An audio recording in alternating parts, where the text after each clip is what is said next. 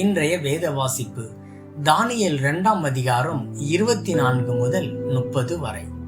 பின்பு தானியேல் பாபிலோனின் ஞானிகளை அழிக்க ராஜா கட்டளையிட்ட ஆரியோகியின் இடத்தில் போய், பாபிலோனின் ஞானிகளை அழிக்காதேயும், என்னை ராஜாவின் முன்பாக அழைத்து கொண்டு போவும், ராஜாவுக்கு அர்த்தத்தை தெரிவிப்பேன் என்று சொன்னான்.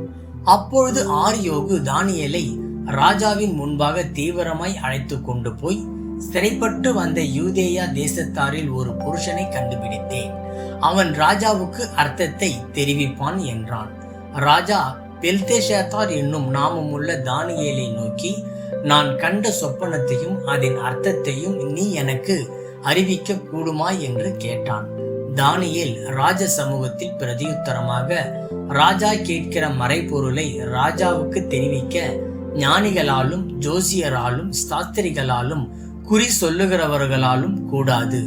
மறைபொருள்களை வெளிப்படுத்துகிற பரலோகத்தில் இருக்கிற தேவன் கடைசி நாட்களில் சம்பவிப்பதை ராஜாவாகிய நேபுகாத் நேச்சாருக்கு தெரிவித்து இருக்கிறார்.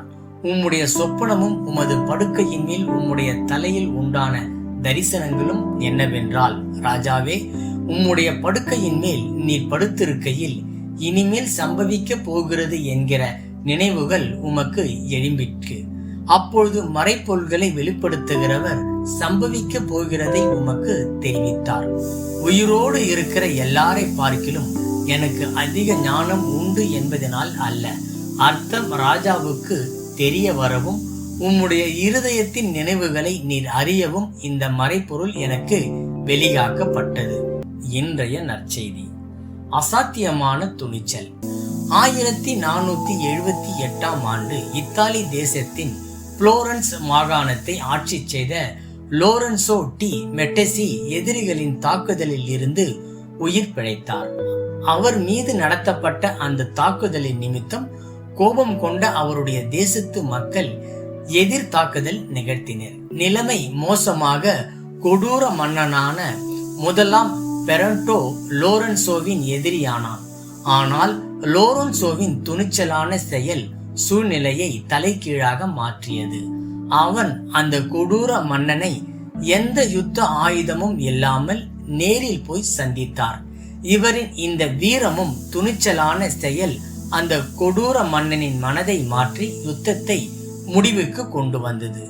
தானியேலும் ராஜாவின் மனதை மாற்றக்கூடிய காரியத்தை செய்தான். ராஜாவாகிய நேபுகாத் நேச்சாரின் சொப்பனத்திற்கு விளக்கம் அளிக்க கூடிய நபர் பாபிலோனின் யாரும் இல்லை. அது ராஜாவுக்கு கோபத்தை ஏற்படுத்தியது. பாபிலோனில் இருந்த ஞானிகளையும் தானியேல் மற்றும் அவன் நண்பர்களையும் கொல்ல கட்டளையிட்டான். தானியேலை கொல்ல கட்டளையிட்ட ராஜாவின் சமூகத்திற்கு தானியேல் துணிச்சலாய் வருகிறான்.